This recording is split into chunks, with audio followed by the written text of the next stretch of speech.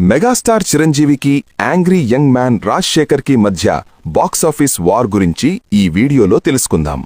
మొత్తం వీరి మధ్య 21 సార్లు క్లాష్ ఏర్పడగా తొలిసారి 1985లో రాజశేఖర్ సినిమాల్లోకి ఎంట్రీ ఇస్తూనే చిరంజీవితో తలపడ్డారు. కె. రాఘవేంద్రరావు గారి డైరెక్షన్లో చిరంజీవి నటించిన అడవి దొంగ సినిమా సెప్టెంబర్ 19న రిలీజ్ అయింది. దీనికి 8 రోజుల తర్వాత టి. కృష్ణ డైరెక్షన్లో సెప్టెంబర్ 27న రాజశేఖర్ వందే మాతరం సినిమాతో వచ్చారు. ఈ 2 సినిమాలు కూడా బాక్సాఫీస్ వద్ద మంచి విజయాన్నందుకున్నాయి. ఇలా తొలిసారి క్లాష్లో ఇద్దరు హీరోలు విజయం సాధించారు. ఇక రెండోసారి అదే ఏడాదిలో మళ్లీ క్లాష్ వచ్చింది వీరి మధ్య.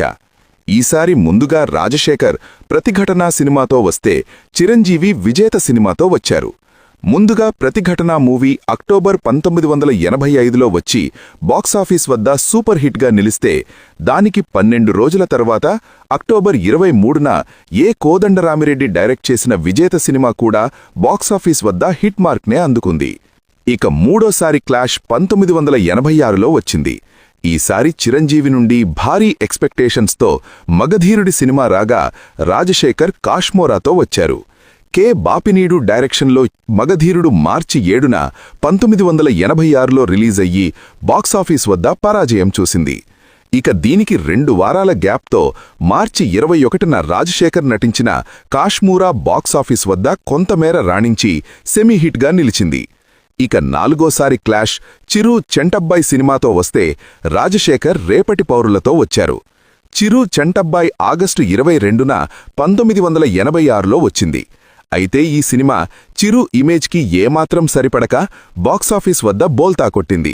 దీనికి వారం గ్యాప్తో వచ్చిన రేపటి పౌరులు బాక్సాఫీస్ వద్ద మంచి విజయాన్ని చూసింది. ఇక 5ఓసారి క్లాష్ మళ్లీ అదే సంవత్సరం వచ్చింది. ముందుగా చిరంజీవి నటించిన రాక్షసుడు సినిమా ఏ. కోదండరామిరెడ్డి డైరెక్షన్లో అక్టోబర్ 2, 1986లో రిలీజవ్వగా దీనికి 15 రోజుల తర్వాత రాజశేఖర్ నటించిన కోడి రామకృష్ణ డైరెక్షన్లో చల్లని రామయ్య చక్కని సీతమ్మ మూవీ వచ్చింది. ఈ రెండింటిలో రాక్షసుడు మూవీ బాక్సాఫీస్ వద్ద సూపర్ హిట్ని అందుకుంది. రాజశేఖర్ మూవీ పరాజయం చూడాల్సి వచ్చింది.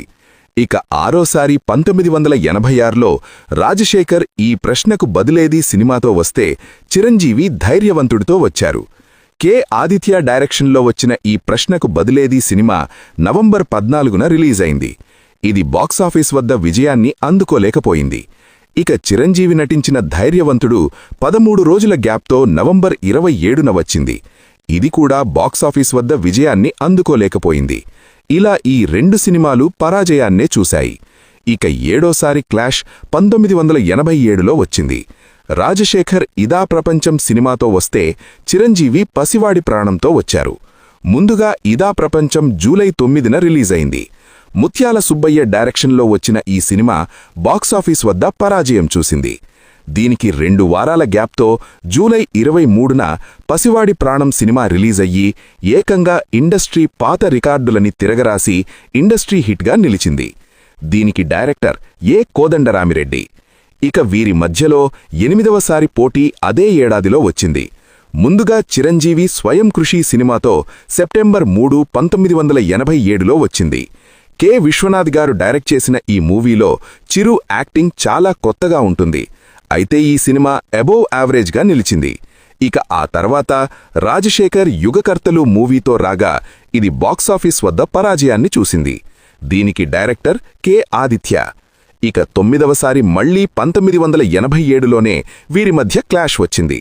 ముందుగా రాజశేఖర్ నటించిన ప్రజాస్వామ్యం డిసెంబర్ 11న రాగా దీనికి దర్శకులు పరుచూరి బ్రదర్స్.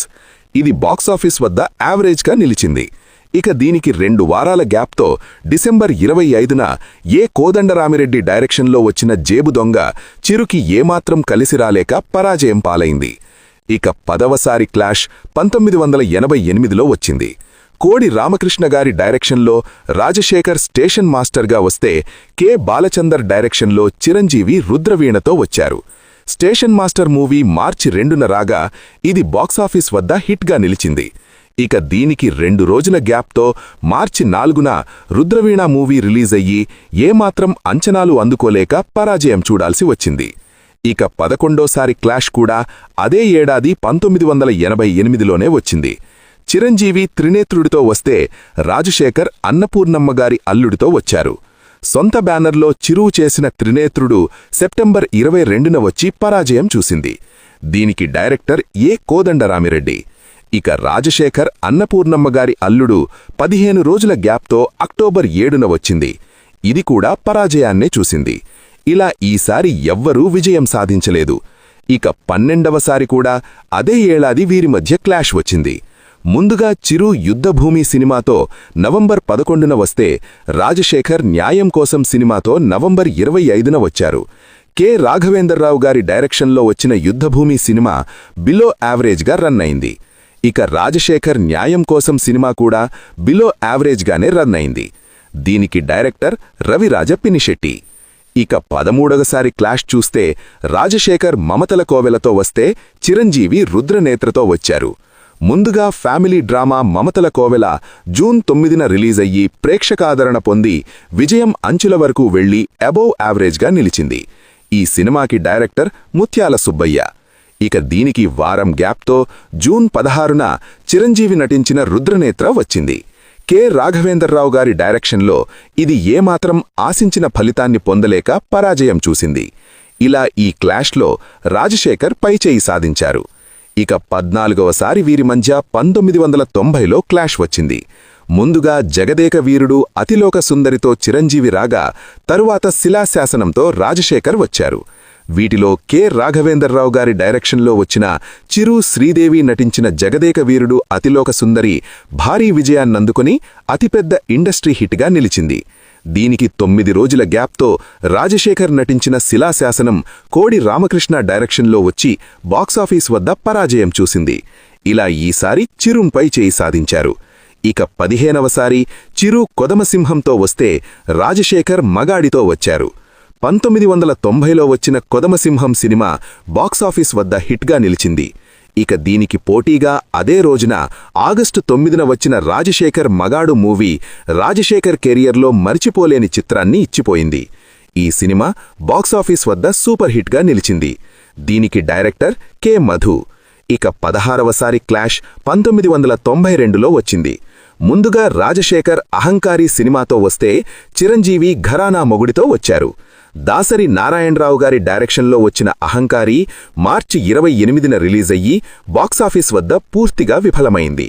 ఇక కె రాఘవేంద్రరావు గారి డైరెక్షన్లో చిరంజీవి 12 రోజుల గ్యాప్తో ఏప్రిల్ 9న రిలీజైన ఘరానా మొగుడు భారీ విజయాన్ని దక్కించుకుని విజేతగా నిలిచింది. ఇక 17వసారి వీరి మధ్య 1994లో వచ్చింది.